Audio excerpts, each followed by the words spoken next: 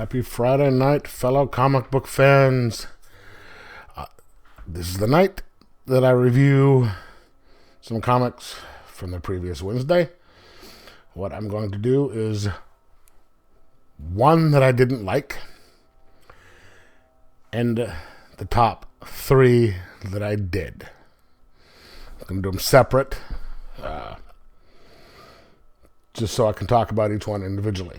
So, what did I like? What did I not like? Stay tuned.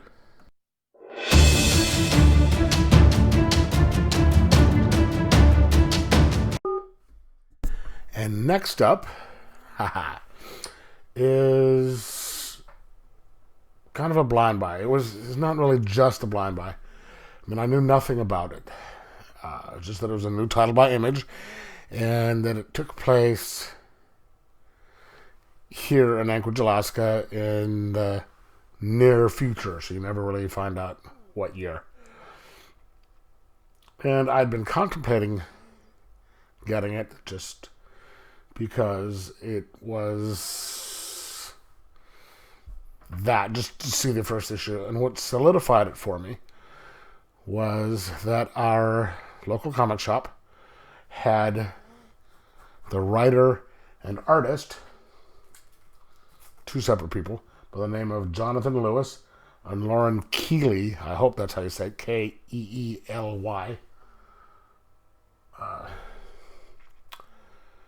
in the store to do some signings. So I got it. Got a copy, had him sign it. And sorry about the glare. You can see the names there, and they personalized it to me. It's and those are the names. And there was also a lithograph of the first page, one of the first pages, and it was number 2 of 90, which I had signed. They were already signed.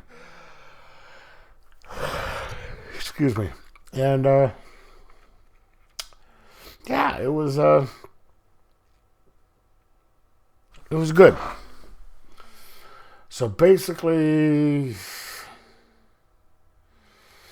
there's two types of people now. And I don't know if it's just in Alaska or not, but there's two types of people now. There are the majority of the people who are regulars.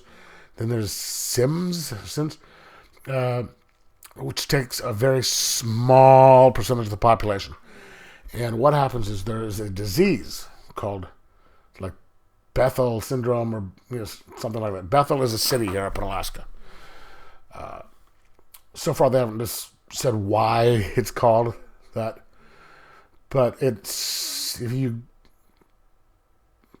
contract it, you're basically screwed. It's near fatal. Like 1 or 2% of the people who get it survive. And if you survive, you have some form of telekinetic powers. So the central character, and I can't remember her name. I should have looked this up before. Anyway, this lady right here, she wakes up, she's a little late, calls her boss and says, hey, I'm going to be late. And it's like,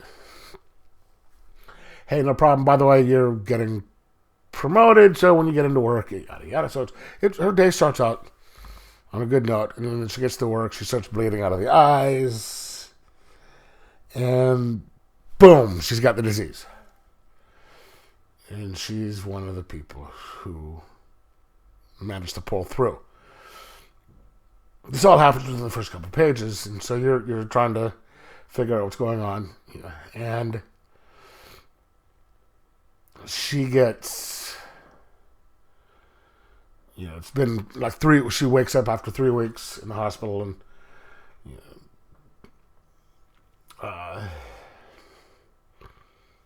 she's been fired. She's one of the infected. It's filling sort of any allegorical, it's an allegory for any, insert disease here that people are afraid of. And she goes out in search of, I think it's her cousin who had the disease or something, and it's a lot of stuff filled in, trying to catch up on, and it moves at a pretty good pace. So things happen, and you have to, pay a little bit of attention to see, what's going on. And it's, what makes it more interesting is the art isn't super fantastic. I mean, it's pretty good, but it's in black and white. So it adds a little bit of a more interesting dynamic. It's got kind of a, horror with the Walking Dead type thing where it's black and white. And so the first issue is a lot of world building and excuse me, catching up on what's going on, and I'm sure things will obviously expand in issue 2, which I fully intend to get now, by the way.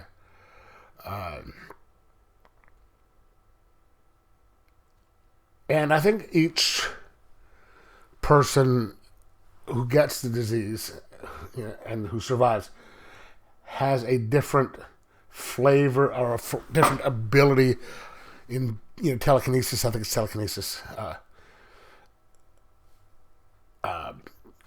with the disease, and so she's trying to figure out, get her cousin and get some help and stuff. And you find out there's different gangs involved with this, and it's really good. I'm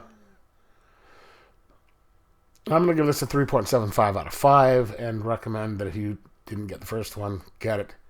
If you can't, back order it. And it's fun. And one of the good things is, they didn't really delve much into the Alaska thing. They used Route 1 for Highway 1, which would usually just, would be called the Glen. The Glen Highway, we just call it the Glen. But, if that's the, biggest problem, it's minor. If you look at 30 Days a Night, they make so many horrible mistakes about Alaska. But, and hopefully now that they've been here, they can, get all the minutiae right. But, yeah, I'm going to give this a 3.75 out of 5 and recommend that you get it. And, because I know I will. All right. Did you read it? What did you think? And like and subscribe.